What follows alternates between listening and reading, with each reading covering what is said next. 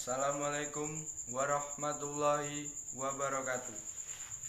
Dumateng Bapak Kepala Sekolah, dumateng Bapak kaliyan Ibu Guru, dumateng sedaya kanca ingkang kula tresnani. Hadirin ingkang kula tresnani lan kula hormati.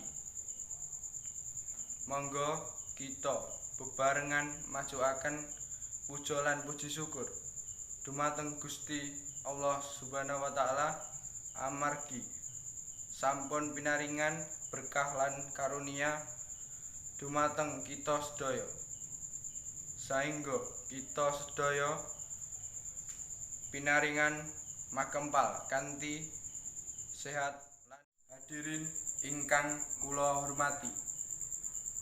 Kaping sepindhah kita sedaya perlu bahan utawi panggenan.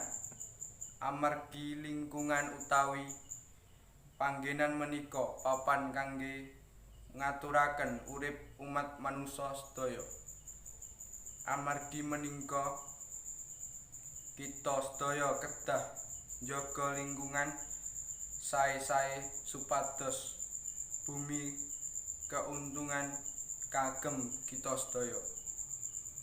Babagan kebersihan lingkungan yaiku salah sawijining cara kang apik kanthi kita sedaya nyegah penyakit-penyakit ingkang ngintai rikala musim udan. Cakep semanten ingkang saged kula aturaken umpami wonten klenta-klentunipun kula nyuwun agunging pangapunten.